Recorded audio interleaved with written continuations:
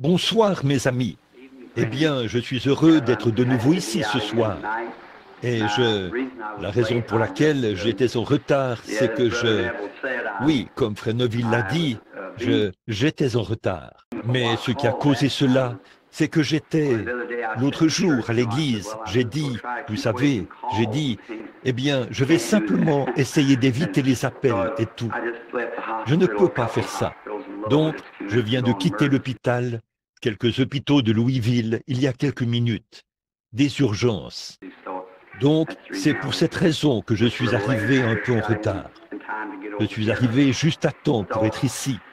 Alors, et puis ma femme m'avait, je crois, appelé pour m'en parler. Je crois que Sir Ruddle allait être ici ce soir. Elle aussi, elle était malade. Alors, ça me fait vraiment de la peine d'apprendre ça. Et j'ai quitté mon cousin à Louisville. Je viens de le conduire à Christ. C'est une bonne chose. Et c'était une maladie horrible. C'est la maladie de Hodgkin. Et il pouvait mourir d'un moment à l'autre. Je crois que le Seigneur l'a guéri pendant la nuit. Il en est de même pour le petit-fils de frère Jim Winesheart, qui est alité là-bas avec la même chose, à l'hôpital des vétérans. Et la maladie de Hodgkin qui se développe autour du cœur et de la cage thoracique. Alors vous savez un peu ce que ça veut dire. Ils ne peuvent rien faire à ce sujet, mais ils savent que leur seul espoir, c'est Dieu. Je devrais vraiment aller à Milltown ce soir. Basti Rogers, vous vous en souvenez, il fréquente notre assemblée. Beaucoup d'entre vous connaissent frère Rogers. Il est dans un état grave. Toute la journée, il a demandé que j'aille le voir. Et la petite Georgie Carter, là-bas, a découvert. Elle a été guérie il y a environ 12 ou 14 ans. Elle était restée couchée sur un lit pendant 9 ans et 8 mois. Elle ne s'était jamais levée de ce lit. Et là-bas, une fois, j'avais prié pour elle quelquefois. Un soir, je suis sorti et j'étais quelque part en train de prier. Et le Seigneur est descendu. Une petite lumière qui brillait à travers un buisson de cornouiller. Il a dit, va du côté de chez Carter pour la guérison de Georgie. Elle sera guérie. Vous connaissez tous ce cas, n'est-ce pas? Pendant toutes ces années, elle n'a même pas été alitée, elle n'a même pas eu un mauvais rhume, je suppose, depuis ce jour-là. Et on a découvert qu'elle se meurt maintenant d'un cancer du sein. Et elle a appelé. Elle a entendu dire que j'étais revenu. Ils ont dit qu'elle avait abandonné. Elle s'est levée du lit pour accepter sa guérison. Alors, il faut absolument que je la voie. Demain, c'est ma dernière journée ici. Je dois partir. Et là, il y a des piles d'appels, à peu près comme ça. Alors, on ne sait pas quoi faire. On doit simplement faire de son mieux. Mais la chose principale, comme le frère l'a dit, la chose principale à faire, c'est qu'il faut tout abandonner pour avoir sa communion avec Jésus-Christ. Tout abandonner, parce que, après tout, on se met à s'observer les uns les autres.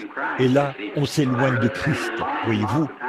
Je préférerais passer beaucoup de temps à communier avec lui, afin de pouvoir aider les autres. Pas vrai? Alors, c'est bon d'être ici ce soir, pour cette petite réunion de prière pour laquelle nous nous rassemblons ici le mercredi soir. Et j'avais oublié de lui dire que j'allais enseigner ce soir. Alors ici, il faut que je vienne ici ce soir et que j'aborde un sujet. Alors, quand j'étais en route pour venir ici, avec les lumières dans ma voiture, j'ai choisi quelque chose ici, que j'avais enseigné comme une leçon d'école du dimanche, il n'y a pas longtemps, dans l'Épître aux Hébreux, pour ce soir. Je crois que la dernière fois que j'ai donné une leçon d'école du dimanche ici, avant de partir outre-mer, j'étais dans Hébreux, chapitre 10.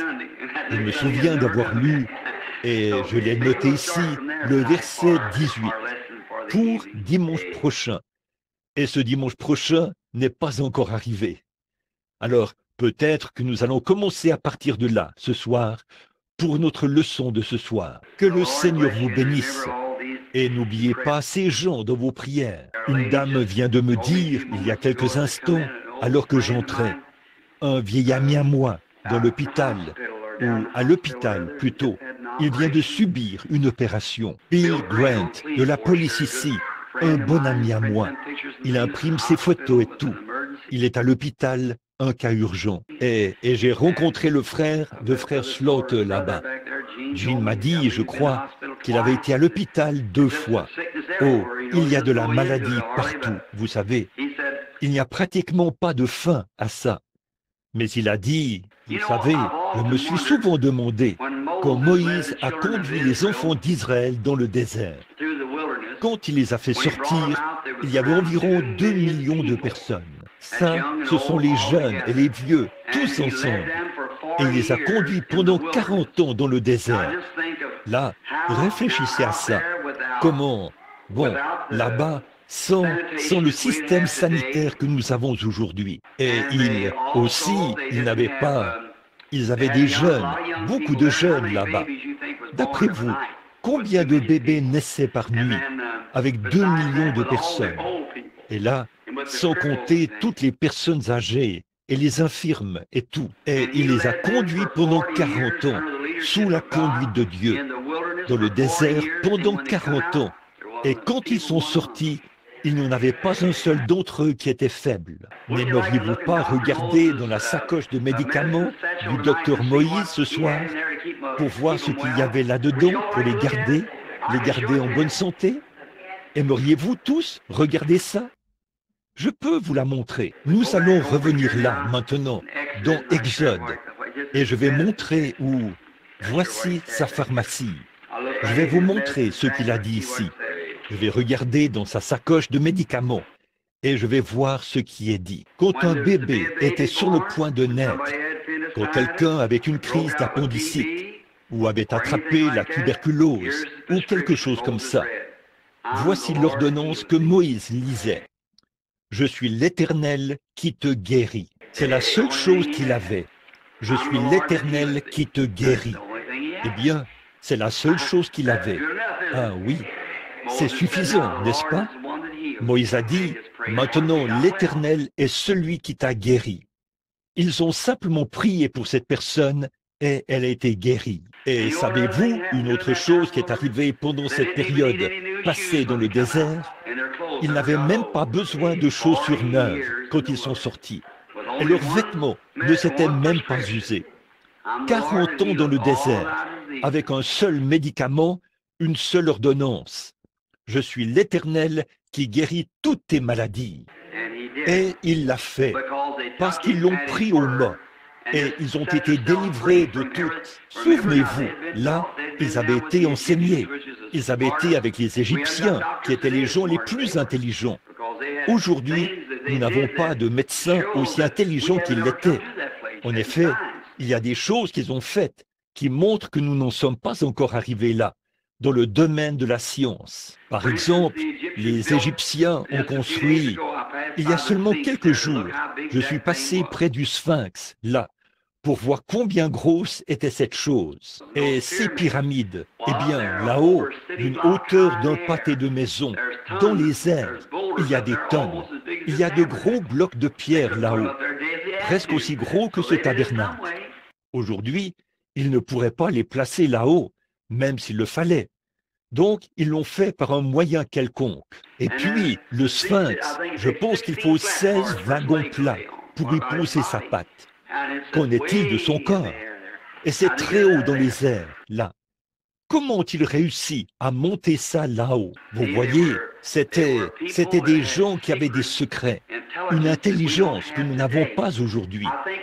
Je pense que nous l'avons, mais nous n'avons pas avancé avec ça. La science nucléaire, ou quelque chose comme ça, parce que les puissances électriques, ou aucune puissance de ce genre, ne pourrait soulever cela. Mais à cette époque-là, ils l'ont construit. Et cette pyramide, la grande pyramide qui se trouve là, géographiquement, elle est placée si parfaitement au centre de la Terre que peu importe la position du Soleil, il n'y a jamais d'ombre portée autour de cela. En ingénierie, nous avons beaucoup de chemin à faire pour rivaliser avec eux.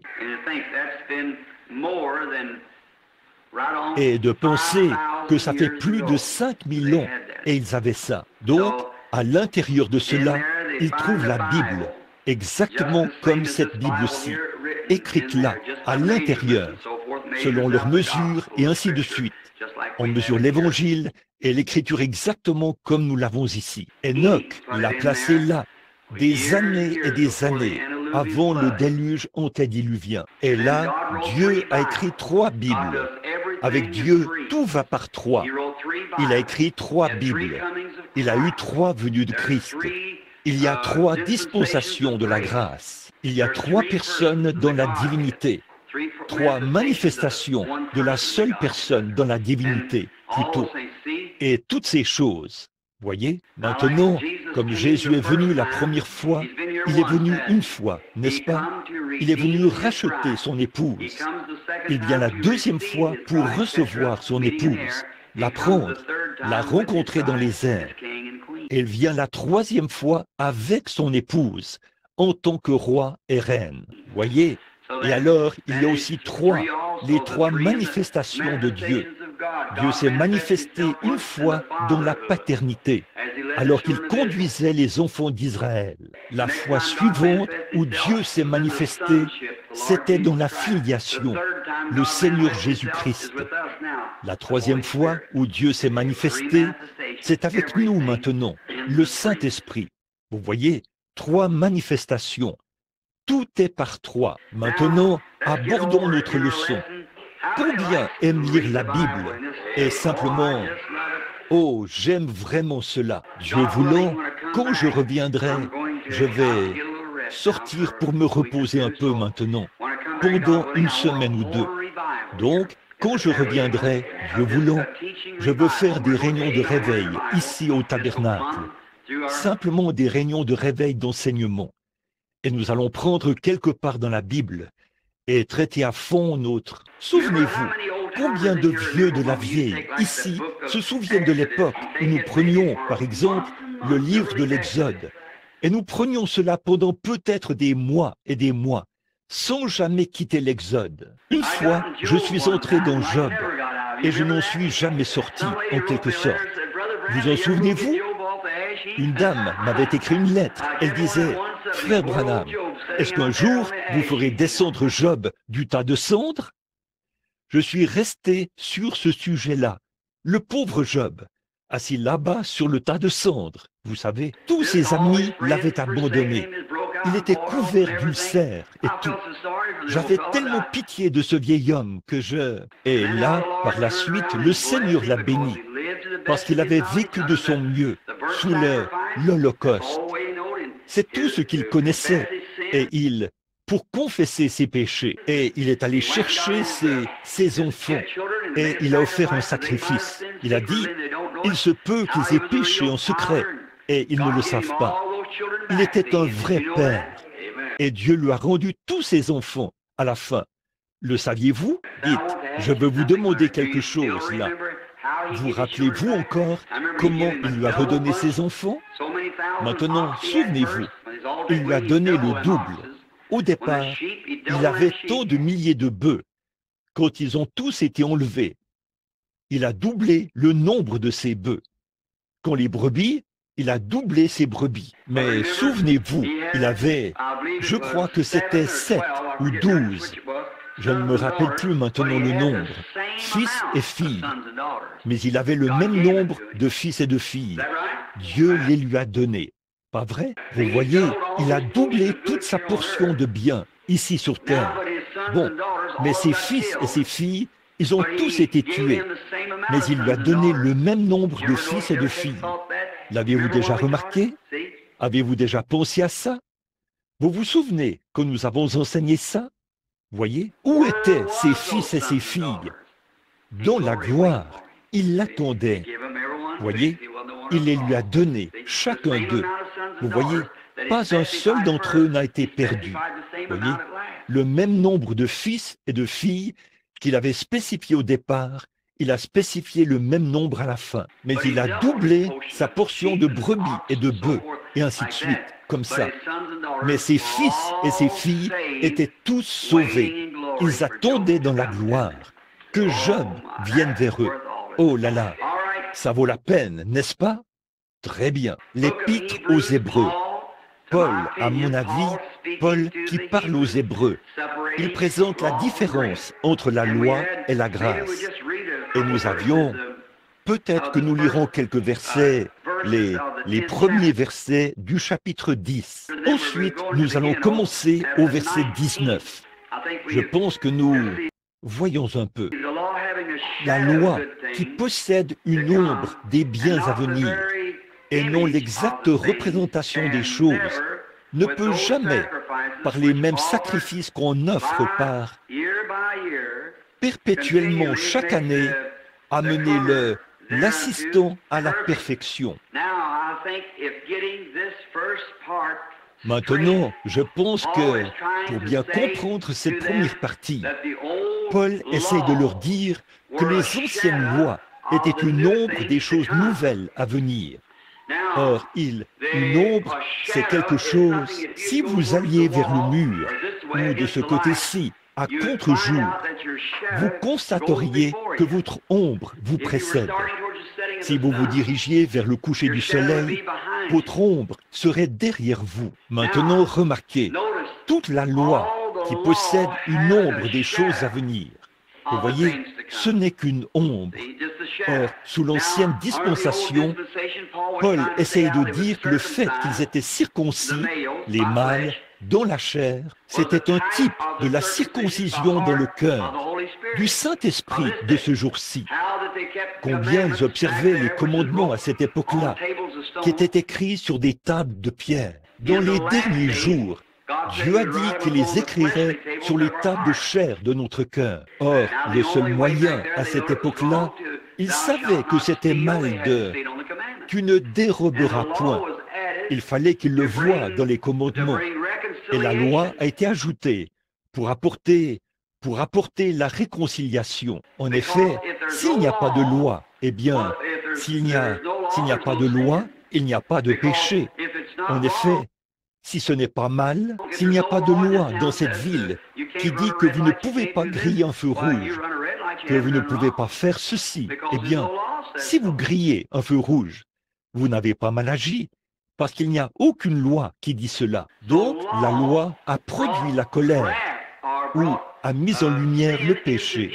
Vous voyez, ils faisaient toutes ces choses avant la loi, et ce n'était pas des péchés, parce qu'il n'y avait aucune loi qui déclarait que c'était des péchés.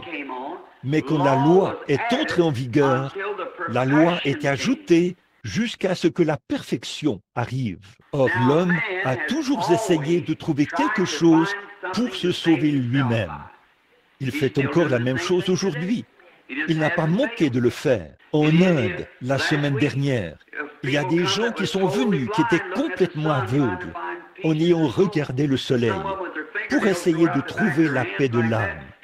Certains d'entre eux, dont les ongles ont poussé du dos de leurs mains, comme ça, pour essayer de trouver la paix de l'âme. Ils disent qu'ils n'ont jamais baissé leurs mains, qu'ils l'ont gardée levée pendant 40 ans, pour essayer de trouver la paix. D'autres avaient presque les pieds complètement brûlés, parce qu'ils avaient marché sur des charbons ardents pour essayer de trouver la paix, pour apaiser leur Dieu. Ils s'étendent sur du verre, et ce ne sont que de vieilles bouteilles brisées et tout. Ils s'étendent sur des planches à clous et tout ça, pour essayer de trouver la paix. Et il n'y a pas de paix pour eux, parce que tout ça, c'est de l'idolâtrie. Et nous, ici, en Amérique, nous ne voulons pas traverser la rue à pied pour trouver la paix de l'âme, le vrai, le véritable Dieu vivant. C'est vrai, mais toutes ces choses, ces idées païennes de l'homme, à l'époque où Dieu a envoyé la loi, elle est ajoutée pour nous montrer que ces choses étaient un péché. Mais là, cette loi ne pouvait pas ôter le péché, elle ne faisait qu'amplifier le péché. Voyez, en effet, s'il n'y a pas de loi qui dit que vous ne pouvez pas faire ceci, eh bien, ce n'est pas. Si vous commettez ou transgressez cela, vous ne pouvez pas transgresser cela parce qu'il n'y a pas de loi à transgresser. Mais quand la loi entre en vigueur, alors le péché est manifesté. Alors ils disaient, tu ne déroberas point, tu ne commettras point d'adultère, tu ne porteras point de faux témoignages. Toutes ces choses, il les faisait avant, mais elles ne pouvaient pas être considérées comme un péché, parce qu'il n'y avait pas de loi contre ça. Mais ensuite, quand la loi est venue, elle a fait prendre conscience à l'homme qu'il ne peut pas dérober, qu'il ne peut pas mentir et qu'il commettre d'adultère. Et tous les commandements ne font qu'amplifier. Mais cette loi n'a quand même pas ôté le péché. Cela a seulement amené l'homme à reconnaître que c'était un péché. Ensuite, quand Christ est venu pour ôter le péché. Voyez? Or, la seule chose que la loi faisait, c'est qu'il savait qu'un substitut innocent devait mourir pour le coupable. Cette loi a commencé là-bas, dans le jardin d'Éden. Et puis, là, ils offraient une brebis ou un taureau ou quelque chose.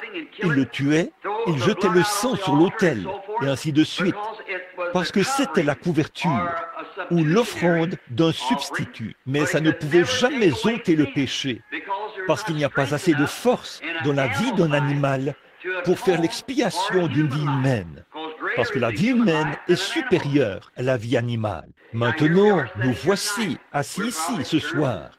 Nous sommes probablement des Allemands, des Irlandais, et ainsi de suite. Quelques gens de couleur. Peu importe s'ils sont noirs, blancs, jaunes, ou quelle que soit leur couleur, chacun de nous est venu d'une seule personne. Voyez, c'est prouvé par la science que vous pouvez aller au fin fond de l'Afrique et y trouver l'homme le plus noir qu'on puisse trouver. Et si vous étiez malade, il pourrait vous donner une transfusion sanguine. Votre sang est exactement comme le sien. Ou vous pourriez aller en Chine, chercher l'homme le plus jaune qu'il y ait en Chine. Et il pourrait vous donner une transfusion sanguine. Voyez? Ou l'homme le plus brun qu'il y ait en Inde pourrait vous donner une transfusion sanguine.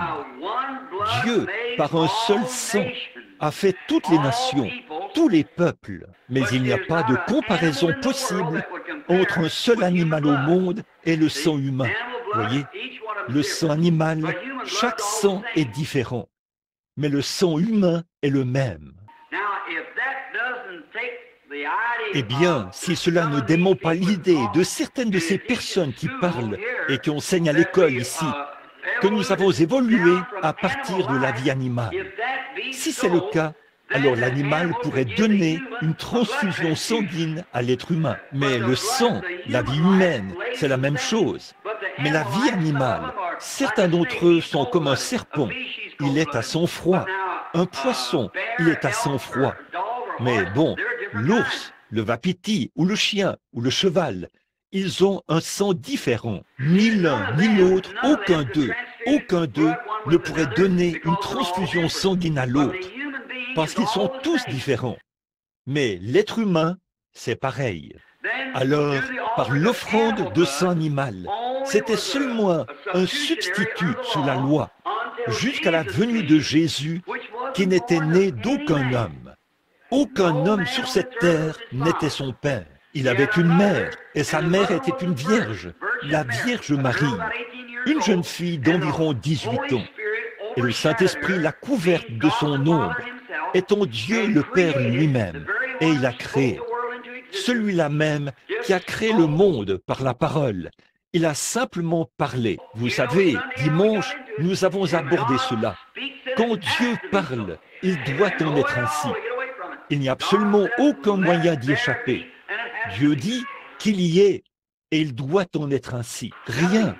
La parole elle-même. Et la parole était une pensée. Dieu, avant, une parole est l'expression d'une pensée. Dieu l'a pensée dans son esprit et l'a créée par la parole.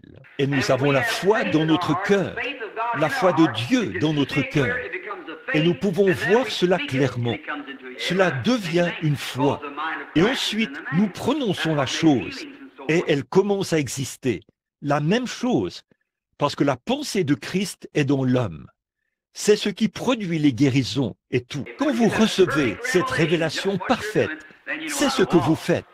Alors, vous savez comment marcher. C'est ça, parce que ça, c'est la marche chrétienne. Bon, Mais le sang des animaux n'ôtait pas le péché. Alors, quand Jésus est venu, étant Dieu lui-même manifesté en chair, son sang ne venait pas du sang d'un autre homme.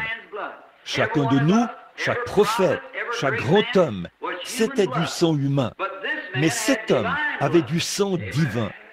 Dieu lui-même a créé la cellule sanguine. Et la personne, vous venez d'une seule cellule sanguine. Si jamais vous regardez ça avec une lentille, je l'ai fait il y a quelques semaines. Et la reproduction des animaux, de sorte que vous, ou du bétail, il y a des dizaines de milliers de germes là-dedans. Et ces germes de petites cellules sanguines se joignent. Et dans ça, dans l'être humain ordinaire. Mais dans ce cas-là, Dieu lui-même a créé cette cellule sanguine, sans aucune intervention humaine. Et de là est sorti son propre Fils, Jésus-Christ, en qui Dieu lui-même a habité, faisant de lui Emmanuel sur la terre. Voilà le tableau. C'est ce que vous devez croire pour être sauvé. Et alors, Jésus, gratuitement, il n'avait pas à le faire, mais gratuitement, avec l'amour dans son cœur pour son prochain.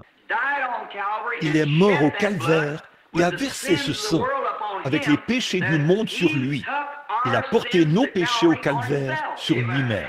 Or, il ne s'agit pas de ce que je peux faire. La question n'est pas de savoir si je suis bon ou pas. La question est de savoir si lui, il était bon. Je ne pourrai jamais être assez bon pour y arriver. Vous ne pourrez pas être assez bon pour y arriver.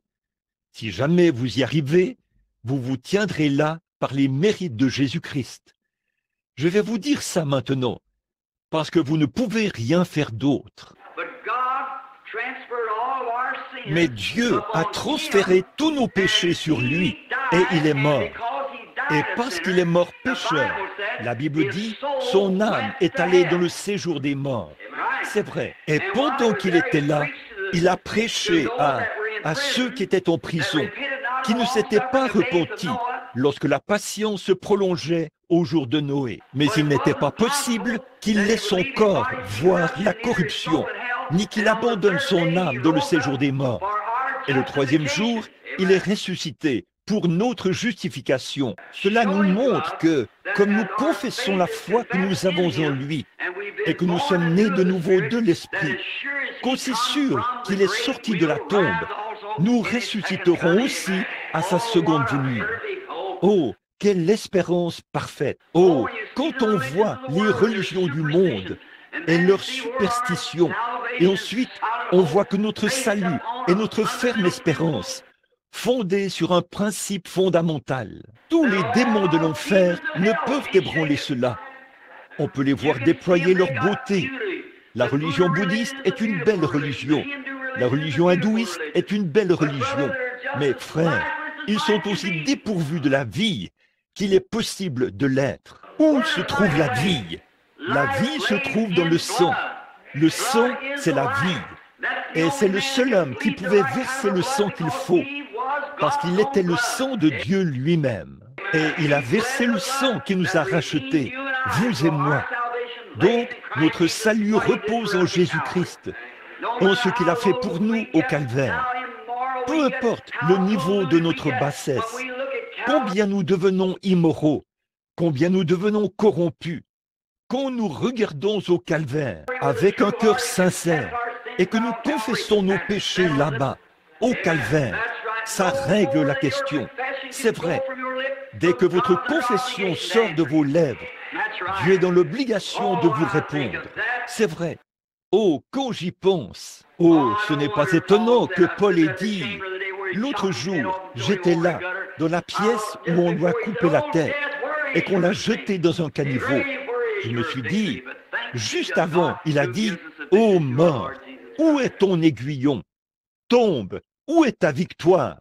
Mais grâce soit rendue à Dieu, qui nous donne la victoire par notre Seigneur Jésus-Christ. Voyez, ça repose simplement. Oh, c'est de ça que j'aime parler. Écoutez, quelques-uns des jeunes, vous êtes peut-être jeunes, et cela peut être fragile, au point que vous ne le remarquez pas vraiment. Mais attendez encore un peu, jusqu'à ce que vous soyez étendus là, à l'hôpital et que le médecin dise qu'il ne vous reste plus que 2 jours à vivre ou 2 heures. Attendez juste un peu, jusqu'à ce que le cœur commence à manquer ce battement et que vous sentiez que cela aura raison de vous. Ô frère, alors vous chercherez de toutes vos forces. Que représentera votre vie alors? C'est terminé. Attendez que les cheveux commencent à grisonner sur votre tête et que vous vous rendiez compte que vous faites face à une éternité sans fin là-bas et que cette âme qui vit maintenant à l'intérieur de vous se détache comme une dent qu'on arrache, qui est tirée de vous comme ça pour aller quelque part et vous ne savez pas où vous allez. Vous feriez mieux d'y réfléchir maintenant et de régler la question maintenant. En effet, il se peut que vous partiez rapidement, comme ça, sans même avoir la possibilité de vous repentir. Alors, mettez-vous en règle maintenant. Pour le peuple américain, il n'y a aucune excuse.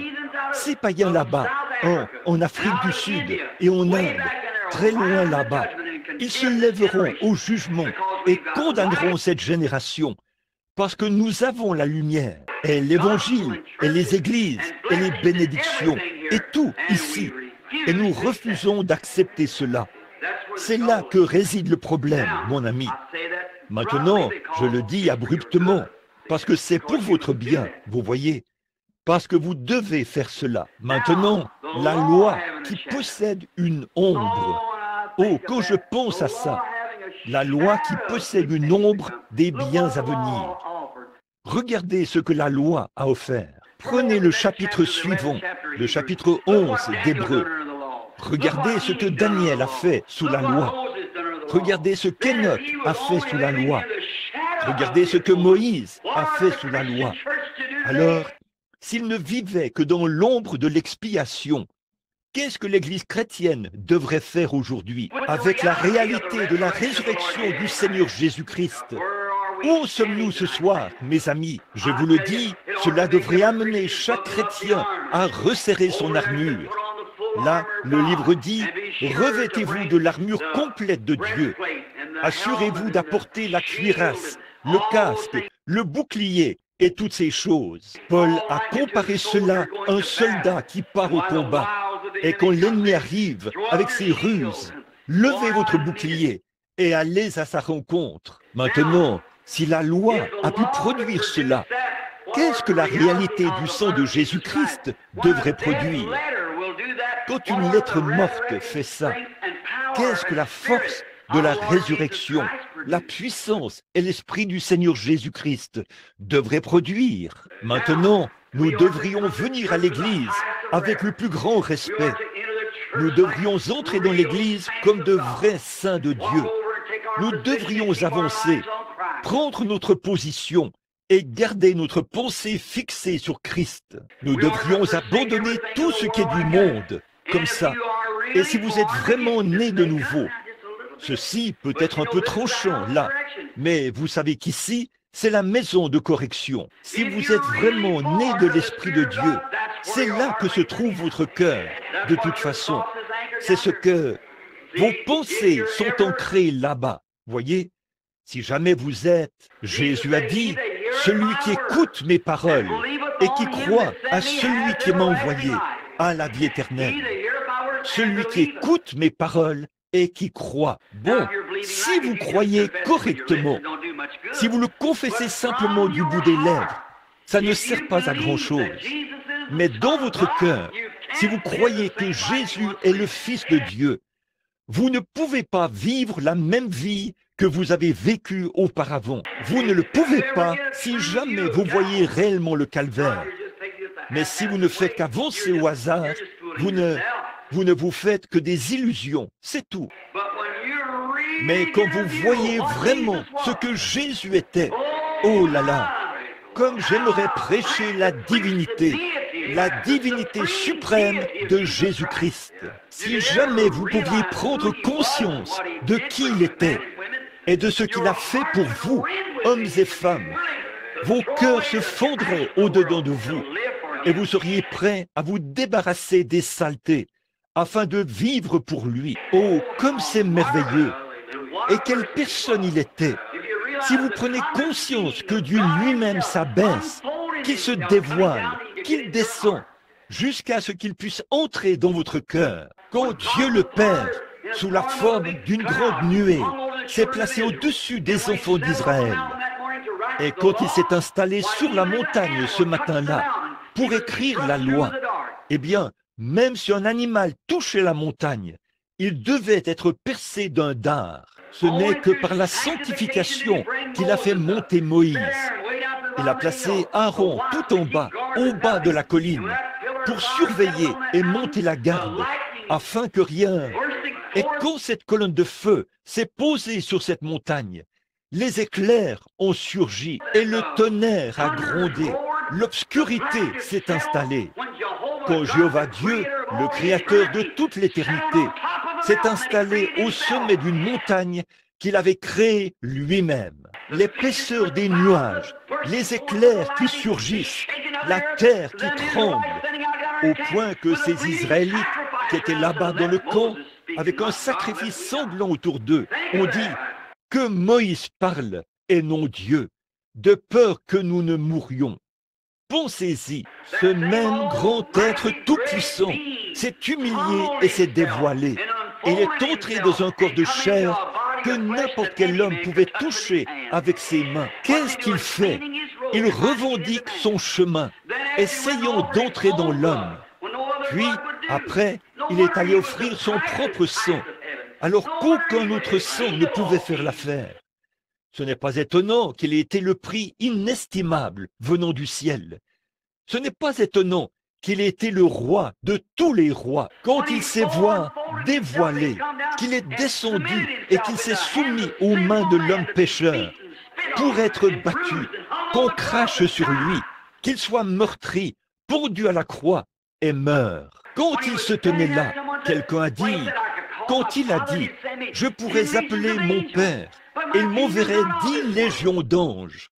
Mais mon royaume n'est pas de ce monde. Et là, ces fous l'ont dit, qu'il soit mis à mort, qu'il soit mis à mort. Pourquoi ne s'est-il pas retourné pour dire que vous soyez mis à mort? Voici la raison pour laquelle il ne pouvait pas le faire, mes amis. Regardez ça, c'étaient ses propres enfants. De penser que les enfants d'un homme réclament le sang de leur papa. Si mes enfants criaient pour avoir mon sang, je ne pourrais dire que « prenez-moi ». S'il refusait de le faire, il perdait son enfant, sa création même, ces êtres humains, et c'était eux qui réclamaient son sang. Pouvez-vous imaginer les enfants qui réclament le sang de leur père? C'est pour ça qu'il ne pouvait pas dire non. S'il avait dit non, ils étaient perdus. Je mourrais volontiers pour mes enfants, et n'importe quel autre père le ferait. Regardez ce qu'il était, ses propres enfants qui réclamaient son sang. Et la justice de la loi exigeait le sang. Et le sang des brebis ne pourrait pas le faire. Le sang des boucs ne pourrait pas le faire. Le sang du bétail ne pourrait pas le faire. Mais il fallait que le sang de Dieu lui-même le fasse. Et Dieu a été fait chair. Il a vécu ici sur terre. Cette grande personne qui faisait retentir son tonnerre au sommet du mont Sinaï était ici en chair à ce moment-là. Ensuite, il a purifié le chemin pour qu'il puisse venir vivre dans votre cœur. Et maintenant, ce même esprit qui a fait retentir son tonnerre sur le mont Sinaï vit dans le cœur humain. Comme c'est merveilleux. Oh, ça devrait faire tressaillir chaque cœur, rien que d'y penser. Maintenant, pour aller rapidement, Paul continuait au verset 5 et 6 ici. Nous essayons de nous rendre au verset 19. Alors, nous pouvons nous dépêcher. Les versets 5 et 6 et ainsi de suite. Il parlait de la façon dont les lois préfiguraient que dans l'Ancien Testament, nous avons vu ça l'autre jour. Oh, il y a quelques mois, c'était à l'école du dimanche. L'homme est sous l'emprise du péché. Disons qu'il avait commis adultère, ou qu'il avait volé, ou qu'il avait violé le sabbat, ou un autre commandement. Alors, il devait prendre un agneau. Il devait amener cet agneau chez les anciens. Et eux, il devait examiner cet agneau. L'agneau devait être irréprochable. Il devait être sans défaut. Regardez la signification ici. L'agneau devait être irréprochable pour une personne qui n'était pas sans reproche. Amen. J'espère que vous le voyez. Oh là là, je me souviens d'une petite histoire. Je ne sais pas si je vous l'ai déjà racontée ou pas. Ce n'est qu'une petite histoire inventée, comme ça. Là, sous la loi, si la vieille maman cheval avait un petit poulain et qu'il était un mulet, vous savez, et que ses oreilles étaient rabattues, et ses genoux cagneux, et oh, il louchait. Quel horrible mulet à voir. Eh bien, ce mulet, s'il pouvait se regarder, il dirait, oh là là, quand le maître viendra, il me tuera, parce que il ne me nourrira pas. Je ne suis pas digne de vivre. Regarde-moi, quel horrible gâchis je suis. Mais si la mère pouvait répondre au petit, elle dirait, un instant, mon chéri, tu peux vivre parce que tu es mon premier et tu as un droit d'aînesse.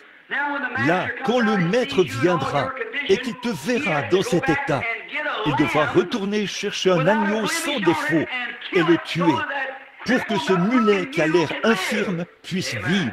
Vous voyez, le sacrificateur n'a jamais vu le mulet, il a vu l'agneau. La question n'était pas de savoir si le mulet était parfait, il fallait que ce soit un agneau parfait. Oh, j'espère que vous le voyez. La question n'est pas de savoir si vous êtes assez bon pour être un chrétien ou pas. La question, c'est de savoir si lui, il était assez bon. Si Dieu l'a accepté et que son sang fait l'expiation, Dieu ne vous voit pas, il voit l'agneau. Oh là là! Alors, ce petit mulet pouvait dresser sa queue en l'air, s'ébrouer, sauter, courir dans le champ, passer de bons moments. Il vivra. Mais l'un qui est parfait devait mourir pour l'imparfait. C'était moi, William Branham. Je ne vaux rien. Je ne suis pas digne de vivre. Je suis digne d'aller en enfer. Né dans une famille pécheresse, élevé comme un pécheur. Je ne vaux absolument rien. Il n'y a rien de bon en moi. C'est vrai. Mais un jour, j'ai accepté. Alléluia. Quand Dieu abaisse les regards vers Christ et que Christ a pris ma place là, Dieu ne me voit pas. Il voit celui qui est parfait. Donc, tant que je suis ici, en lui, je suis alors amené à la perfection. Pas par moi-même. En lui, pas ma perfection. Je n'en ai pas du tout. Vous n'en avez pas du tout. Mais c'est sa perfection. Par conséquent, Jésus ne s'est pas trompé quand il a dit « Soyez donc parfaits, comme votre Père Céleste est parfait. » Et comment un être humain pourrait-il être parfait? Il pourrait être parfait par sa foi parfaite, en se reposant en lui et dire « Il a payé le prix pour moi. Jésus a tout payé et je lui dois tout. » Le péché avait laissé une tache cramoisie. Il l'a lavée et rendue blanche comme neige. Oh, ça fait de nous tous des méthodistes qui poussent des cris, n'est-ce pas? Quand on y pense, je crois en cela. Je crois à une expérience à l'ancienne mode qui vous fait pousser des cris. Oui, monsieur, si les enfants reçoivent la bonne sorte de vitamines, ils se sentent toujours bien, vous savez. Vous savez ce que je veux dire. Nous avons besoin de vitamines spirituelles dans les églises aujourd'hui. Ne pensez-vous pas? Ça me rappelle un fermier, une fois.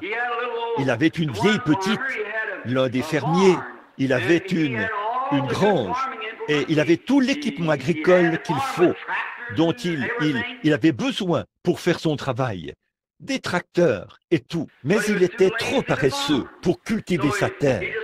Alors il a simplement laissé les mauvaises herbes pousser sur sa terre. Et quand l'automne est arrivé, la seule chose à faire, c'était de couper les mauvaises herbes et les mettre dans la grange. Et il y avait un autre fermier. Il n'avait pas une grange aussi belle, mais c'était un homme intelligent et il était actif, il était assidu. Et il travaillait parce qu'il voulait nourrir son bétail. Il a récolté du bon trèfle et de la luzerne et il a mis cela dans sa grange. Dans les deux fermes, il y avait un petit veau né chaque année. cette année. Et là, le petit veau, là-bas, dans l'autre grange, il fallait qu'il se nourrisse de mauvaises herbes. Mais il avait une belle grange. Et l'autre petit veau, sa grange ne valait pas grand-chose. Mais il avait quelque chose à manger. Ça me fait penser à certaines de ces églises, là. On voit ces endroits grandioses, immenses, très hauts et splendides, vous savez, avec des orgues à tuyaux de $1000, de milliers de dollars, je veux dire, et des fauteuils rembourrés et tout. Mais y a-t-il quelque chose à manger?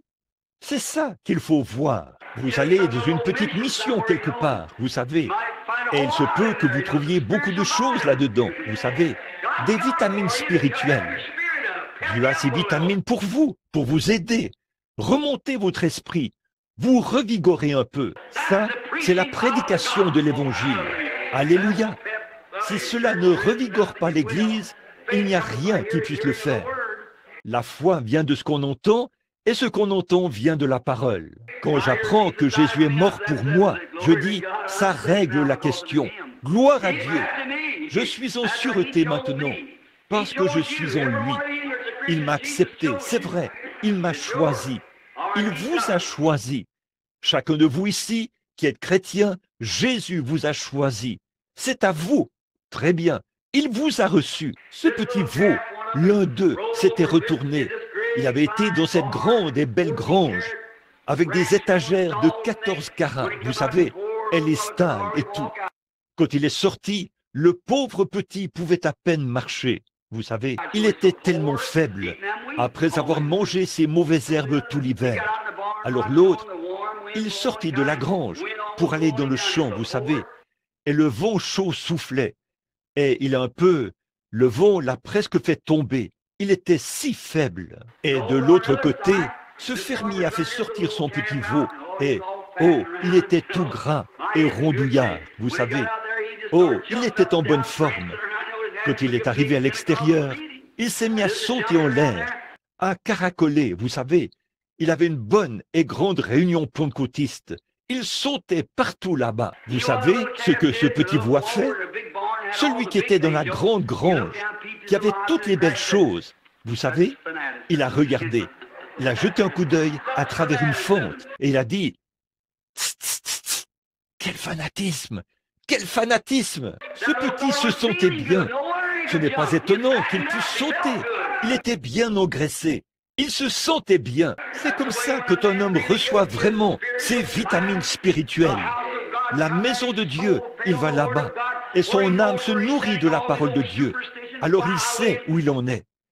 Toutes ces anciennes superstitions s'envolent. Et l'adoration du diable et tout le reste, ça disparaît quand on voit que Jésus-Christ est mort à ma place, qu'il a pris ma place là-bas au calvaire. Le pur amour divin entre là. Cela m'amène à mal me conduire aux yeux du monde de temps en temps. Je me sens vraiment bien à ce sujet parce que je me bourre de vitamines. Voilà, ces bonnes vieilles vitamines ici. Bon, Paul a dit que quand l'adorateur venait et qu'il apportait le petit, s'il avait mal agi, il venait avec ce petit agneau. Là, le souverain sacrificateur l'examinait, le sacrificateur le faisait, et il voyait que l'agneau n'avait pas de défaut. Il l'examinait pour voir s'il convenait. Et si c'était le cas, alors il déposait le petit agneau sur l'autel. Et voici venir l'homme qui avait mal agi. Il disait, « Eh bien, j'ai dérobé, et je sais maintenant que je suis assujetti à la mort, parce que j'ai mal agi. Dieu ne voudrait pas que je dérobe. Son commandement dit de ne pas le faire. Maintenant, je vais poser mes mains sur ce petit agneau. Et les commandements de Dieu disent ici, « Tu ne déroberas point. » Et j'ai dérobé. Alors je sais que je suis assujetti à la mort. Quelque chose doit prendre la responsabilité de mon péché, parce que j'ai dérobé. Et Dieu a dit que le jour où j'en mangerai, ce jour-là, je mourrai. Donc, j'ai dérobé. Et Dieu a dit, si tu dérobes, tu dois mourir pour ça. Alors, il a exigé que, si je ne voulais pas mourir, je devais apporter l'agneau. Alors, je dépose l'agneau ici, et je mets mes mains sur la tête de ce petit animal, et il bêle et tout ça. Et je dis, Seigneur Dieu, Je regrette d'avoir dérobé. Je confesse et je te promets que je ne déroberai plus. Si tu m'acceptes maintenant, et pour mon sacrifice et pour ma mort, ce petit agneau mourra à ma place. Ensuite, il prenait une grosse faucille et la mettait sous sa petite gorge, et il la coupait comme ça. Il le tenait comme ceci, et le petit animal bêlait et bêlait. La laine s'élevait en l'air, couverte de sang, comme ça. Et sa pauvre petite bouche, il bêlait, bêlait, bêlait. Et voilà que tout son sang coulait, et il courbait sa petite tête. C'était fini. Ensuite, l'homme s'est inscrit ici sur un registre qui est placé sur le côté de l'arche, comme ceci, que cet homme a fait une confession. S'il le fait une deuxième fois en un an, il devra mourir quand même. Il devra mourir avec l'agneau. Or ça, c'était l'Ancien Testament. Il repartait de là. Dès qu'il faisait sa confession, il repartait. Et peut-être qu'il avait commis adultère. Peut-être qu'il avait fait quelque chose de mal. Beaucoup plus. Quand il repartait de là, peut-être qu'il avait tué un homme. Quand il repartait, de toute façon, il repartait avec la même chose dans son cœur. Ce qu'il avait quand il était arrivé. Il n'y avait aucun changement en lui. Il avait seulement, par la loi, la lettre de la loi, satisfait à l'exigence. Or, ça ne pouvait pas faire, ne pouvait pas changer son cœur. Tout ce qu'il savait, c'est que c'était mal, parce qu'il l'avait lu dans la loi, et l'agneau était mort à sa place. Alors, quand Jésus est venu, vous voyez, le sang de Christ, voyez, quel genre de sang était celui qui coulait? Le sang d'un animal, la vie animale. Pour une vie humaine, elle ne peut tout simplement pas ôter le péché. C'est impossible. Alors, quand Jésus est venu, ce n'était pas seulement la vie humaine, mais c'était la vie même de Dieu lui-même. C'est ce qui était dans son sang. Eh bien, nous voyons que nous agissons mal. Oh, j'ai mal agi, j'ai péché, j'ai mené une mauvaise vie. J'ai mal agi. Maintenant, je viens à l'autel.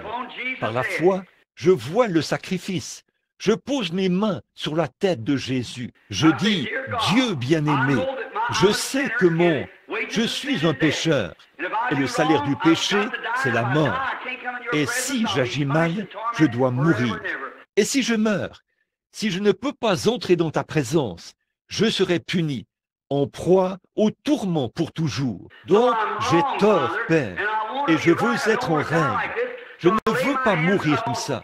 Alors, je pose mes mains sur sa tête, et sa vie a été ôtée pour ma vie. Mais ce qu'il y a, c'est que quand je repars de l'autel, je repars avec un cœur changé. Voyez, le premier homme repartait sous la loi, sous le sang d'un animal. Ça ne pouvait pas changer son cœur, car il n'y a pas de comparaison possible entre une vie animale et une vie humaine. L'animal ne peut pas donner du sang à l'homme. Voyez, l'animal ne peut pas le faire, parce que sa vie est une vie différente. Et un animal a une vie, mais pas une âme. Un animal est un être vivant, mais pas une âme. Mais Dieu a mis une âme dans l'homme. Et donc, mon âme, l'âme, qu'est-ce que c'est? La nature de l'esprit. Et quand l'âme de Christ a été abandonnée, pas abandonnée dans le séjour des morts, mais a été enlevée par le sang, par son sang versé. Quand Dieu l'a emmené au calvaire, ça a mêlé son sang là-bas sur la croix. Et quand il s'est tenu là, tournant la tête d'un côté et de l'autre, la couronne autour de sa tête, comme ceci, avec des épines, le sang qui coule sur son visage, qui ruisselle sur ses boucles, sur ses épaules. Il crie dans des langues inconnues, « Mon Dieu, pourquoi m'as-tu abandonné ?» Voilà l'agneau, c'est lui, c'est l'être innocent qui est mort, pour que moi, l'indigne, ma vie soit rectifiée, afin que je puisse avoir droit à la vie. C'est l'indigne, indigne. Vous êtes l'indigne pour qui cet agneau est mort. Maintenant, vous vous avancez ici et vous posez vos mains sur lui. Vous voyez, vous faites votre confession et Dieu vous répond par le Saint-Esprit. pour confirmer qu'il vous a reçu par un seul sacrifice. Voilà, c'est ça. Par un seul sacrifice, il a mené à la perfection pour toujours. Voilà, car l'adorateur venait chaque année. C'était un perpétuel, presque chaque année, il revenait. Et il fallait venir l'année suivante, ayant le même désir dans son cœur. Mais quand il a fait un sacrifice par lui-même, chaque péché, tout désir du péché et tout le reste a été ôté du cœur de l'homme. Et il se tient là, rendu parfait aux yeux de Dieu, non pas par ce qu'il a fait, mais par ce que Jésus a fait pour lui. Et il a accepté le sacrifice du Seigneur Jésus-Christ. Oh, que de choses merveilleuses, mon ami. Maintenant, le verset 19. Il nous reste environ 20 minutes. Consacrons tout ce temps dans les Écritures maintenant. Bon, le verset 19. Ainsi, frères, nous avons la liberté d'entrer dans le lieu très saint grâce au sang du sacrifice de Jésus. Écoutez, voici, entrez maintenant dans le lieu très saint. Il y a un lieu saint, puis le lieu très saint. C'était appelé le Saint des Saints. Le souverain sacrificateur y entrait une fois par an. Et quand il le faisait, la première chose qu'il devait faire, c'était d'être lui-même aspergé. L'arche était là, derrière le rideau. Et le souverain sacrificateur devait être oint du parfum de la rose de Saron. Aucun autre parfum ne ferait l'affaire. Savez-vous que Jésus était appelé la rose de Saron? Une rose, qu'est-ce que c'est? D'où vient le parfum? De la rose. D'où Jésus était appelé le lys de la vallée. Pas vrai? Est-ce que quelqu'un sait d'où vient l'opium? D'un lys. L'opium provient du lys. Et à quoi sert l'opium? L'opium soulage la douleur. Quand les gens sont malades et qu'ils souffrent tellement qu'ils perdent la tête, qu'ils deviennent fous, alors on leur fait une piqûre d'opium et c'est réglé. Ils se calment. Ça, c'est dans le naturel. Jésus, dans le spirituel, est le lys de la vallée. Et quand vous en arrivez au point où vous ne pouvez plus vous supporter et que la vie ne signifie rien pour vous, Dieu a une piqûre d'opium pour vous, tirée du lys de la vallée, qui soulage tous vos problèmes. Ils sont tous partis. Vous n'avez pas besoin de vous enivrer en buvant du whisky pour soulager vos problèmes. Il reviendrait tout de suite. Mais venez boire une gorgée d'opium du lys de la vallée, et ils sont finis pour toujours. Advienne que pourra. Si vous vivez, si vous mourrez, si vous êtes ceci ou cela ou autre chose, rien ne vous sépare de l'amour de Dieu qui est en Jésus-Christ. On ne promet pas aux chrétiens une vie facile, mais on leur promet la grâce suffisante pour chacun de leurs besoins. Amen. Dites donc, je crois que je me sens religieux en ce moment. Pensez-y. Oui, monsieur. En effet, quand je suis là et que je me pose des questions, que je regarde ici et que je vois ceci qui se passe, cela qui se passe, mais je me dis, un instant, oh là là, voyez, voilà le lys de la vallée. Maintenant, l'odeur, qu'est-ce qu'elle fait? Une odeur, les femmes se mettent du parfum pour être agréables. Et parfois, les hommes se mettent une lotion après rasage, comme ça, afin que les odeurs nauséabondes vous quittent. Quand vous êtes en présence de quelqu'un, avec des odeurs corporelles ou quelque chose du genre, le parfum sert à enlever cette odeur, afin que vous, en présence de la personne, que vous ne sentiez pas très mauvais. C'est insupportable. C'est ce que les parfums ou le savon contient du parfum. Et vous vous lavez avec du savon ou le talc ou quoi que ce soit d'autre. C'est pour ça qu'on les utilise. Maintenant, remarquez, Amen, je me sens bien. Regardez, Jésus a dit, vous voyez, il était la rose de Saron. Et il était offert à Dieu comme une agréable odeur. Et ceci, et alors, quand nous devenons insupportables devant Dieu, et si, pardonnez-moi cette expression, si puants, vous voyez que nos péchés et tout sont si graves et si répugnants, alors nous venons au calvaire, et où un lys ou n'importe quelle fleur, avant qu'un parfum puisse être fabriqué. Prenez une fleur, elle est magnifique, un gros lys du matin, ou une rose. La rose de Saron est une fleur magnifique. Pendant qu'elle est vivante, elle est magnifique. Mais pour en extraire une odeur, pour obtenir un parfum, il faut l'écraser. Et on l'écrase et on en extrait le parfum. Vous voyez, Christ, quand il était ici sur terre, il était magnifique. Il a guéri les malades. Il a ressuscité les morts. Sa vie, il n'y avait rien de comparable à cela. Il était magnifique. Mais pour vous rendre comme lui, il était... Quand Dieu a abaissé le regard, il a dit, « Celui-ci est mon fils bien-aimé, en qui j'ai trouvé mon plaisir. » Il a dit, « Vos sacrifices me puent au nez, mais celui-ci est celui en qui j'ai trouvé mon plaisir. » Or, il avait trouvé son plaisir. Et pour que Dieu trouve son plaisir en nous, il fallait qu'il soit écrasé au calvaire. Et le péché de ce monde devait faire sortir la vie qui était en lui. Et il est mort en portant les péchés du monde, afin que nous puissions être loin de la rose de Saron. Il était le lys de la vallée. Il était blessé pour nos transgressions, une agréable odeur. C'est par ces meurtrissures que vous avez été guéris. Le lys de la vallée qui nous donne l'opium pour soulager nos maladies et nos douleurs. Quel tableau merveilleux! Or, le souverain sacrificateur, avant de pouvoir entrer dans ce Saint des Saints, la première chose qu'il devait faire, c'était de porter un vêtement confectionné d'une certaine manière. Il ne pouvait pas être confectionné par n'importe qui. Il fallait qu'il soit confectionné par des mains saintes. Cela montrait que nos vêtements, voilà, je viens tout juste de recevoir cela. Frère, si vous ne portez qu'un vêtement d'église, vous feriez mieux de vous débarrasser de cette chose.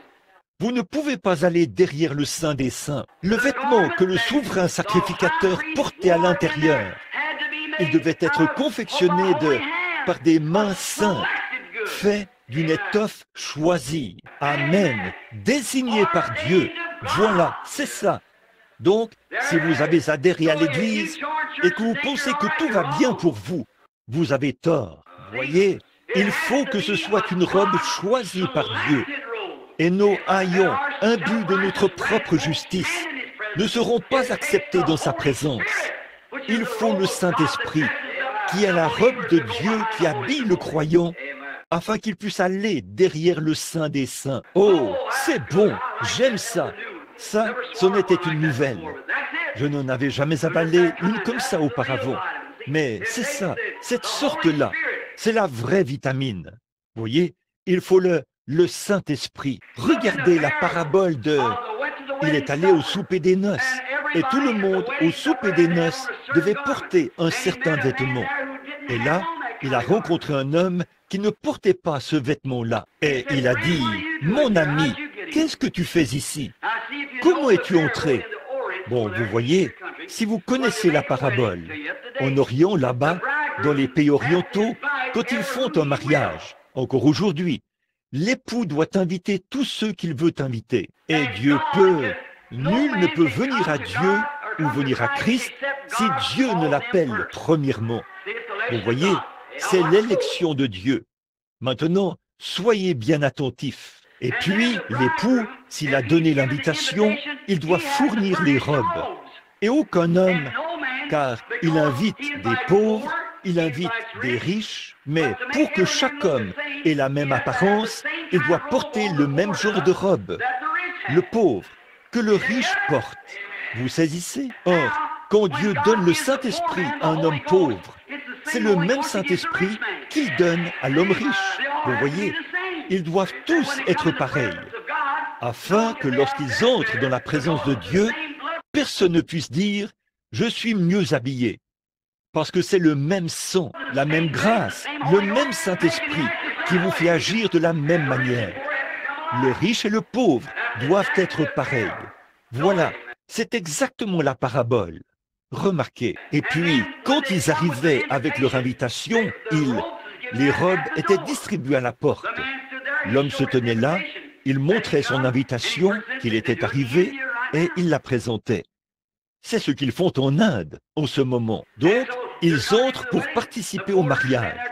Le portier se tient là, à la porte, l'homme de maison, et vous donnez votre invitation. Oui, monsieur. Il tend la main, prend une robe, juste une robe, et la met sur lui. Il entre. Cela montre qu'il était officiellement invité, qu'il était officiellement accepté, et que maintenant, il est un membre. Amen. Voilà, maintenant, Dieu le Père, le Saint-Esprit, vient vers vous et vous donne une invitation au souper des noces. Voyez?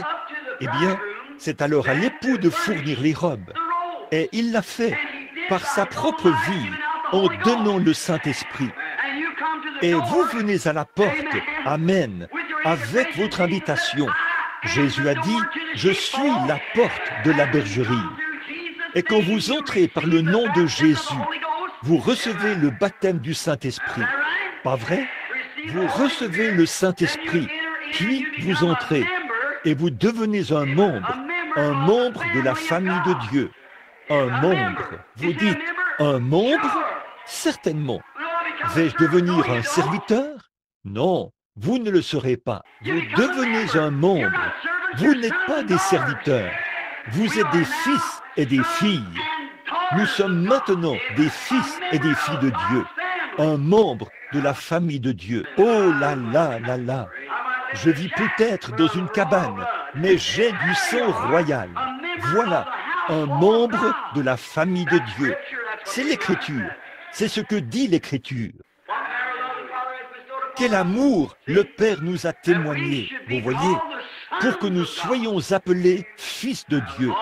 Oh là là, nous voilà les membres. Eh bien, le souverain sacrificateur qui était loin, en entrant, il devait prendre le sang d'un animal avec lui. Sinon, il mourrait. Et une autre chose au sujet de son vêtement. Saviez-vous qu'au bord de ce vêtement, avez-vous déjà su ce qu'il y avait au bord du vêtement? Il avait quelque chose au bord du vêtement. Et c'était de petites choses qui pendaient au bord de la bordure de son vêtement. Et c'était une grenade et une clochette. Et une grenade et une clochette.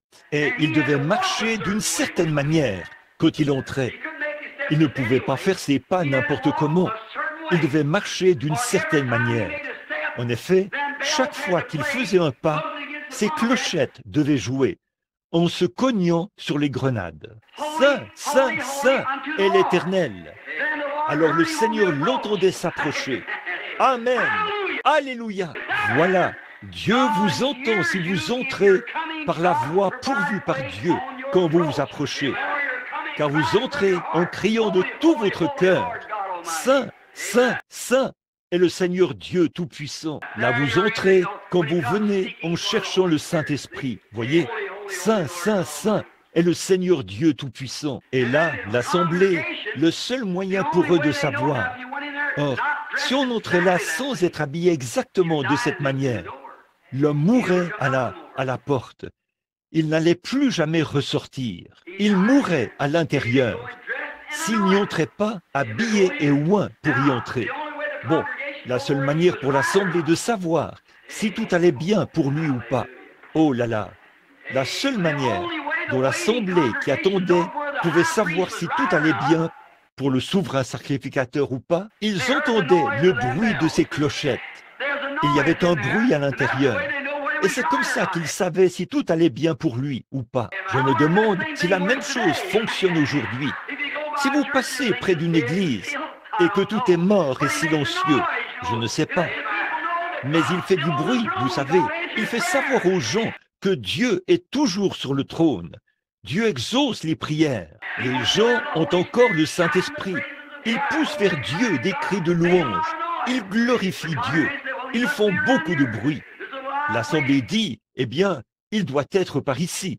Cet endroit est un endroit vivant. Quand nous entrons dans le sein des saints et que nous prétendons être chrétiens, il faut qu'il y ait du bruit.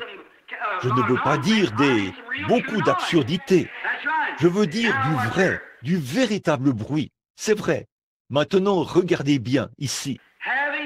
Ainsi donc, frères, puisque nous avons, au moyen du sang de Jésus, une libre entrée dans le sanctuaire, par la route nouvelle et vivante, non pas l'ancienne loi, quand il s'est réconcilié au travers du voile, c'est-à-dire de sa chair. Et puisque nous avons un souverain sacrificateur établi sur la maison de Dieu,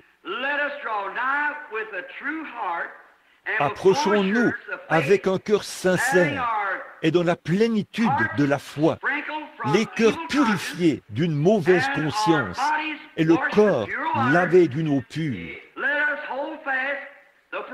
Retenons fermement la profession de notre espérance, car celui qui a fait la promesse est fidèle. Ça ôte vraiment tout. Oh là là, j'aime ceci, mais je suppose que nous devons terminer. Mais quand nous nous approchons de Dieu, n'y allons pas en disant, eh bien là, je me demande si tout va bien. Êtes-vous un chrétien? Eh bien, je l'espère. Ce n'est pas comme ça qu'il faut venir. Frère, croyez l'histoire, acceptez-la et naissez de nouveau. Ensuite, avancez-vous avec une foi pure, sachant ceci, que Dieu a promis et que Dieu ne peut pas mentir. Dieu m'a promis la vie éternelle, si je croyais en son Fils Jésus-Christ. Je l'ai cru et il m'a donné la vie éternelle. J'ai fait beaucoup d'erreurs, j'en fais encore, j'en ferai toujours. Mais quand je fais des erreurs, le Saint-Esprit me signale que ce n'est pas bien. Alors, je me repens tout de suite. Seigneur, pardonne-moi. Je ne voulais pas faire ça. Aide-moi maintenant. Et je continue à marcher tout simplement. Voilà. En effet, aussitôt que cela sort de mes lèvres, si nous confessons nos péchés, il est juste pour les pardonner. Pas vrai? Alléluia. Le diable dit, sais-tu quoi? Je vais te dire une chose. Tu devais aller faire telle chose. Tu ne l'as pas fait. Ah ah, tu as péché, hein? Je dis, j'ai confessé ça. Eh bien, je vais te dire, non, ne me parle pas. Non, monsieur, j'ai une foi parfaite en celui qui m'a dit que si je confessais mes fautes, il me pardonnerait. Alors, j'ai confessé cela. Éloigne-toi de moi. De toute façon, je n'en ai rien à faire de toi. Alors continue ton chemin. Marchez avec assurance. Continuez à avancer. Si la mort se trouve là, pas de problème. Continuez à avancer jusque-là, en ayant une foi parfaite que Dieu a promis qu'il vous ressuscitera au dernier jour. Oui, monsieur, comme je vous le disais, je ne sais pas si je vous l'ai dit ou pas. Ici, il y a quelques jours, avant que j'aille outre-mer, j'étais là. Et Jean, je faisais presque comme tu l'as dit. J'essayais de peigner un cheveu qu'il me restait. Ma femme m'a regardé.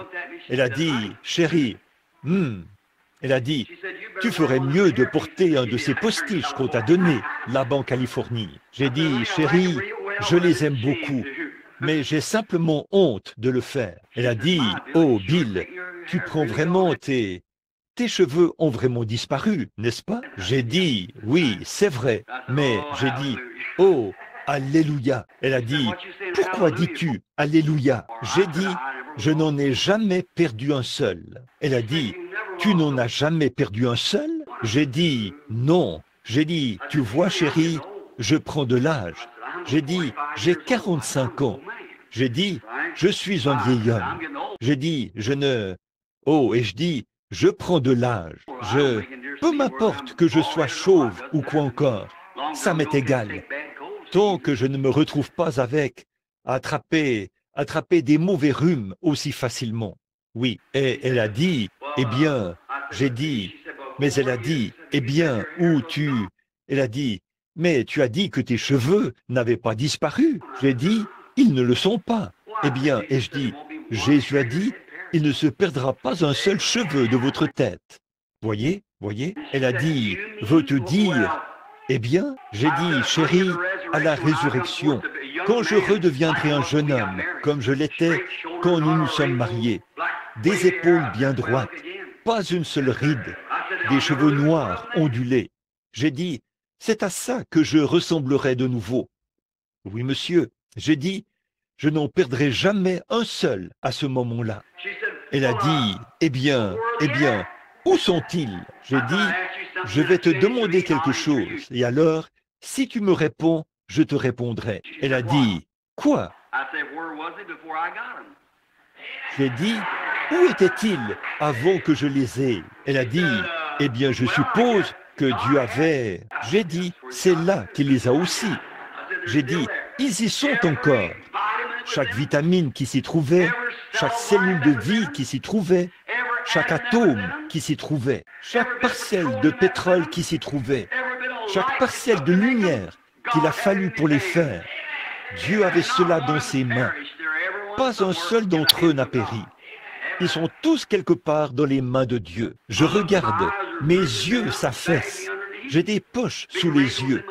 J'ai de grosses rides sur le front. Et parfois, je dois presque plisser les yeux pour regarder ma Bible. Et le médecin m'a dit que j'avais une vue parfaite, 10 dixièmes à chaque œil.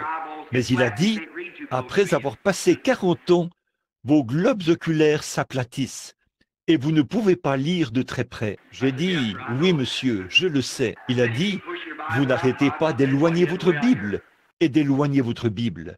Il a dit, après quelque temps, vous la tiendrez loin comme ça. J'ai dit, je vais simplement prendre des lettres plus grosses ou quelque chose comme ça. Il a dit, eh bien, c'est simplement la nature. Je regarde tout là-bas et je peux voir un cheveu sur le bord de l'assiette. Il a dit, eh bien, vous avez 40 ans, monsieur. Il a dit, en fait, vos globes oculaires, tout comme vos cheveux grisonnent, et ainsi de suite, a-t-il dit. Il faut que cela arrive. J'ai dit, oui. J'ai regardé tout ça, et je remarque mes épaules, et je me tiens là, les épaules tombantes. J'étais plutôt jeune et athlétique. Je deviens gras maintenant.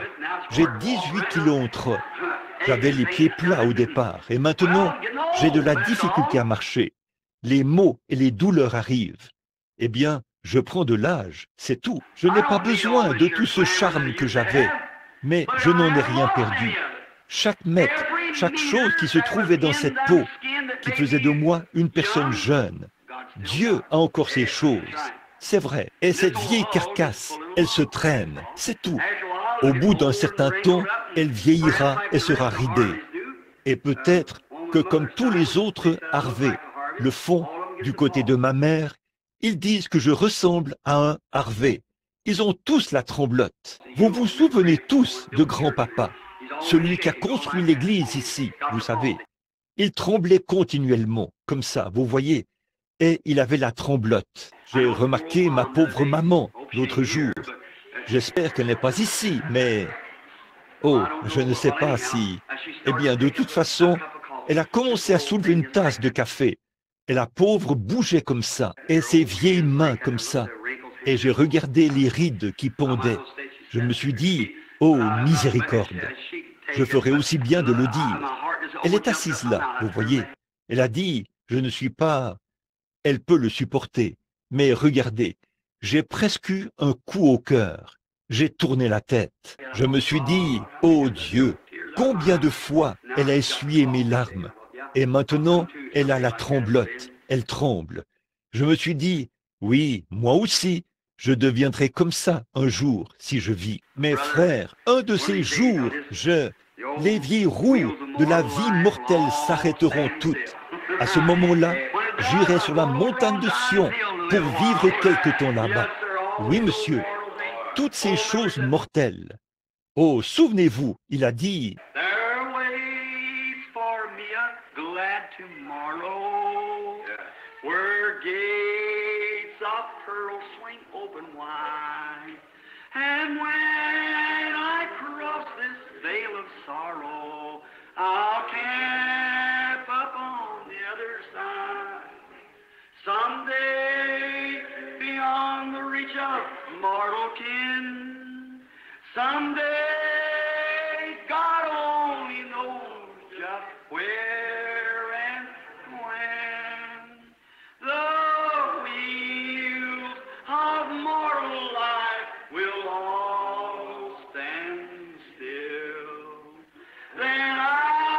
shall go to dwell on Zion's hill.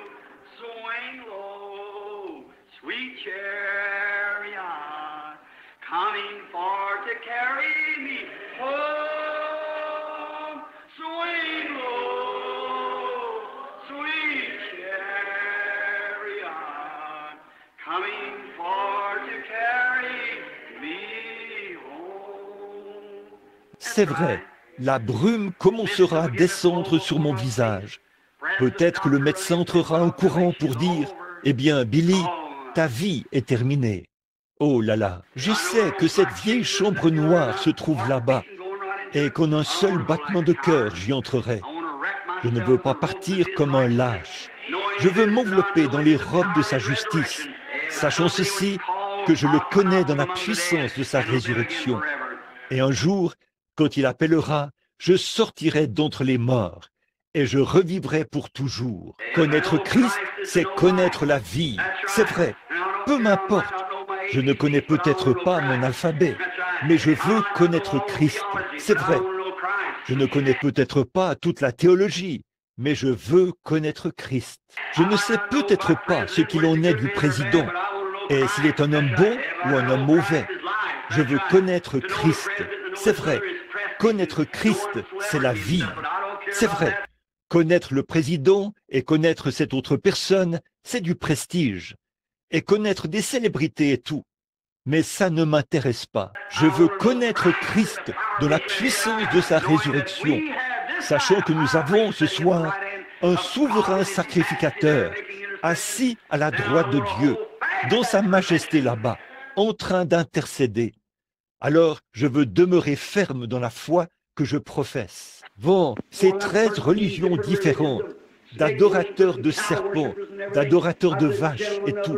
J'ai dit, messieurs, des religions de ce monde, qu'est-ce que votre religion peut produire pour ce pauvre aveugle qui se tient ici? Il était là, il avait regardé le soleil pendant 20 ans, il était complètement aveugle. J'ai dit, qu'est-ce que votre religion peut faire pour cet homme? Rien d'autre que de lui offrir quelque chose qui tient du mythe, là, qui dit peut-être qu'un jour Mahomet aura pitié de lui et sauvera son âme. Peut-être vous pensez que s'il continue de regarder le soleil encore et encore, et qu'il continue de garder la tête dans cette direction, quand il mourra, il sera sauvé. J'ai dit, il n'a rien à offrir, mais le sang de Jésus-Christ, alléluia, peut non seulement lui offrir la vie éternelle, mais il peut le prouver ici même en votre présence. Il peut lui rendre la vue qu'il avait autrefois. J'ai dit, s'il le fait, allez-vous, messieurs des religions de ce monde. Alors que des centaines de milliers de personnes, ou presque, avaient entendu ça et s'étaient rassemblés là. Évidemment, je ne pouvais pas atteindre tous les gens, qu'ils entendent cela, parce qu'on ne pouvait pas voir tous les gens. Mais j'ai dit, accepterez-vous Jésus-Christ s'il le fait? Ils ont levé la main, ses mains noires ont l'air. Ils allaient le faire. J'ai dit, amenez ce monsieur ici. Quand il s'est approché, j'ai dit, monsieur, vous êtes aveugle. Et si Jésus-Christ vous rend la vue, voulez-vous promettre que vous le servirez? Et il a dit, j'aimerai Jésus-Christ et je n'adorerai aucun autre Dieu que lui. S'il me rend la vue, je saurai qu'il est ressuscité des morts. J'ai posé mes mains sur lui. J'ai dit, Dieu bien-aimé, des mains mortelles, en tant qu'ouvrier, un pécheur. Mais si tu recherches des mains saintes, qui les aurait? Mais je viens par un acte de foi, car tu m'as dit de le faire. Et je ne viens pas pour paraître intelligent ou pour me vanter, mais je viens parce que tu as dit qu'il devrait le faire. Et je crois ta parole. Et maintenant, pendant que des milliers sont ici, qui sont indécis, et ils adorent des idoles et tout le reste, que l'on sache ce soir que tu es le Dieu vivant et vrai, qui a ressuscité Jésus-Christ des morts, en rendant la vue à cet homme. Et l'homme, les larmes coulant sur ses joues, il a dit, « Je vois !» Et il s'est mis à courir à toute vitesse dans le bâtiment en voyant. Oh là là! C'est la grâce infinie de notre Dieu qui, un jour, m'a sauvé. J'étais perdu. là-bas, participant aux courses de chevaux et tout le reste, le dimanche. J'étais perdu, mais maintenant il m'a retrouvé. J'étais aveugle, mais maintenant je vois. Regardez, frère, c'est cette bonne vieille religion du Saint-Esprit. La grâce à mon cœur a appris la crainte, et la grâce a dissipé mes craintes. Avec quelle joie cette grâce est apparue, à l'heure où pour la première fois j'ai cru. Oui, monsieur. Oh là là, après que nous aurons passé 10 000 ans là-bas, brillant comme le soleil, nous n'aurons pas moins de temps pour chanter ses louanges que lorsque nous avons commencé. Oh là là, que de dangers, de labeurs et de pièges j'ai déjà traversé. La grâce m'a mené en sûreté jusqu'à présent, et la grâce me mènera à la maison. Oh là là, comme je l'aime! C'est sa grâce, rien que je puisse faire, rien que je puisse faire, rien que vous puissiez faire. Mais nous qui venons ce soir, en tant qu'hommes et femmes chrétiens, nous confessons que nous sommes indignes et nous l'acceptons comme nôtre à notre place. Acceptons celui qui, je sais que, aussi sûr que Dieu l'a accepté et l'a ressuscité, il m'a ressuscité sous une forme figurative, en même temps qu'il a ressuscité Christ. Amen. Oh, je dois m'arrêter. Mais regardez, sous une forme figurative, il m'a ressuscité en même temps qu'il a ressuscité Christ. Il vous a ressuscité en même temps qu'il a ressuscité Christ, car c'était pour notre justification. Regardez, si vous êtes sauvés, vous l'avez. Ceux qu'il a établis ou appelés, il les a justifiés. Ceux qu'il a justifiés, il les a déjà glorifiés en Jésus-Christ. Pas vrai? Il a glorifié déjà en Christ aux yeux de Dieu, qui, il y a très longtemps, des millions d'années, avant qu'il y ait un monde, quand la parole était avec Dieu. C'était la pensée de Dieu, puis sa parole. Puis elle s'est matérialisée là-bas. Exactement au même moment où il a accepté Christ, il m'a accepté en Christ. Et là-bas, dans le monde à venir, avec vous et moi et tous les chrétiens de tous les âges, nous l'aimerons et vivrons avec lui et jouirons de l'éternité sans fin avec notre Seigneur Jésus-Christ, notre Rédempteur béni. Oh là là, frère Robertson, là, je sens que je suis une personne différente. Voyez, n'est-ce pas que ces choses à l'ancienne mode, rien que de lire la parole de Dieu, ça vous récure? Vous voyez, ça vous récure comme maman le faisait autrefois, au moment où on faisait les bocaux de fruits. Il fallait mettre les fruits en conserve dans des bocaux, vous savez, les remplir de fruits et tout. Elle m'envoyait dehors pour les nettoyer à fond, aussi fort que je pouvais les frotter avec un vieux chiffon. J'avais une petite main, je pouvais la descendre dans ça et les frotter. Ensuite, elle les prenait et les stérilisait. Elle les mettait dans l'eau bouillante et elle les stérilisait. Elle faisait bouillir ça aussi fort qu'elle le pouvait, ces bocaux. Je ne pouvais pas comprendre pourquoi elle les faisait bouillir. Mais elle voulait en ôter tous les microbes. En effet, s'il y avait des microbes là-dedans, il rendrait les conserves ou les produits qu'elle y mettait aigres. Donc, c'est ce que nous devons faire quand nous venons à Christ. Nous agenouiller jusqu'à ce que le Saint-Esprit nous ait stérilisés et nous ait bien fait bouillir. Alors Dieu pourra mettre le Saint-Esprit là-dedans, sans aucun processus d'acidification. Voyez-vous, il l'ajoute simplement là-dedans et vous êtes doux tout le temps. Et maman avait l'habitude de faire des conserves. Avez-vous déjà vu une de ces grosses bouilloires? Vous sortez et vous l'installez sur les briques, vous savez, et vous devez mettre du bois en dessous, comme ça. Il fallait que au moment de la cuisson des conserves, on avait ces petites tomates jaunes et longues, et elle en versait environ un boisseau là-dedans, et elle mettait du sucre. Et elle me faisait couper du bois, vous savez, et j'allais couper du bois, et je le mettais là-dessous, vous savez, et ça se mettait à bouillir, la vapeur, elle montait. Je disais, maman, ces choses-là ne sont-elles pas cuites? Elle disait, non, va couper un autre barreau de clôture. Me voilà qui arrivait, vous savez, la sueur qui coulait sur moi, et je mettais ça là-dessous. Et je disais, maman, tu penses que ça suffira? Tu ferais mieux d'aller en chercher un autre. Et elle faisait bouillir ces choses jusqu'à ce qu'elle, vous savez, que l'oxygène ou quelque chose là fasse monter cela et qu'il fasse éclater cela, vous savez, paf, paf, comme ça éclatait. Quand elles en arrivaient à ce point, elles disaient qu'elles étaient prêtes à être mises en conserve. Elles devenaient tellement chaudes qu'elles ne pouvaient plus le supporter. Et il fallait qu'elles sautent, vous voyez. Alors je suppose que c'est là où Dieu doit nous amener, vous savez, faire bouillir le diable pour qu'il sorte complètement de vous, au point où vous sautez dans la gloire. Alors vous êtes prêts pour la mise en conserve. Et Dieu vous scelle à ce moment-là, vous savez. Alors, c'est ce qu'il nous faut ici. C'est une bonne réunion à l'ancienne mode. Jusqu'à ce que toute inimitié, tout ce qui n'est pas comme Christ, que cela bouille pour faire sortir toutes ces choses de vous. Vous voyez, simplement bouillir pour faire sortir ces choses de vous, au point que vous venez dire, « Seigneur, je suis désolé. Frère, pardonne-moi. Je ne voulais pas faire ça. Je ne le ferai plus. Oh Dieu, sois miséricordieux envers moi. » Là, vous vous préparez alors à être mis en conserve. Voyez-vous, Dieu se prépare à vraiment vous utiliser. Quand vous rapportez ces choses que vous avez volées, vous savez, et que vous rectifiez la chose en disant, « Frère, je ne voulais pas voler ça, tu sais. Non, monsieur, je suis même prêt à...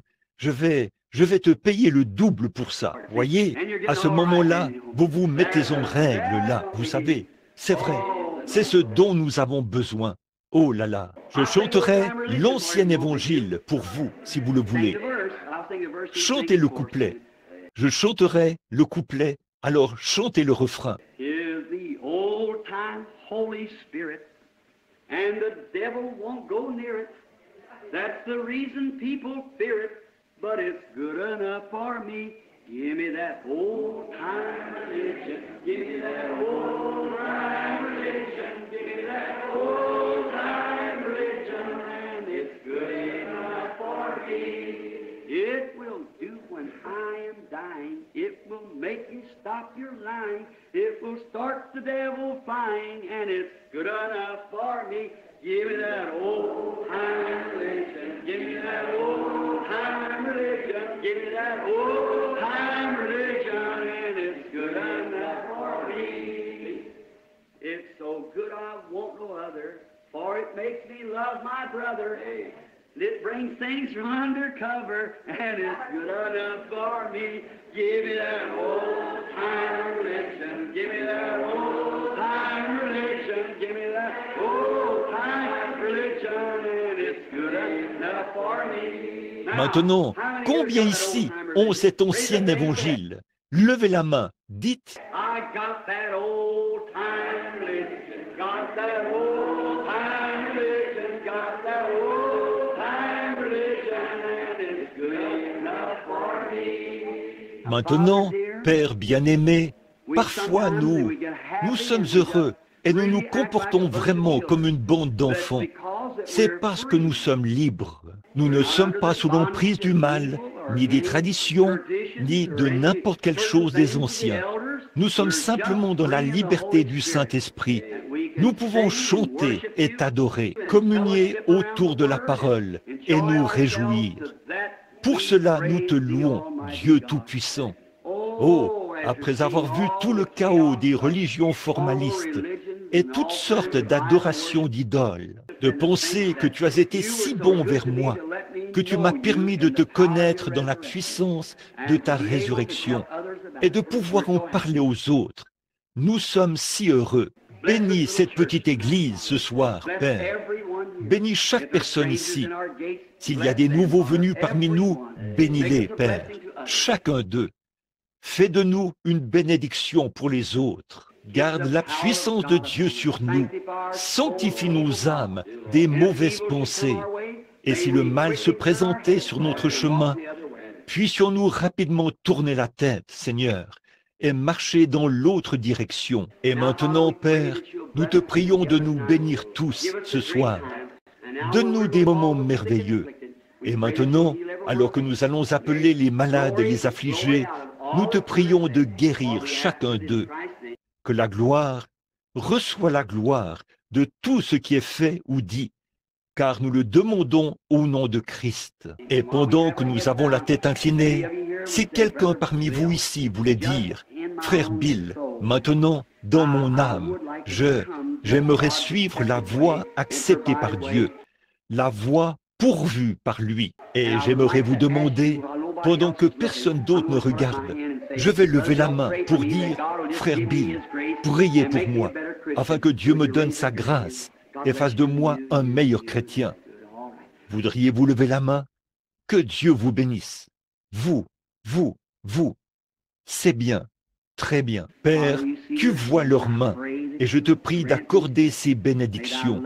Que ton amour et ta grâce reposent sur eux tous.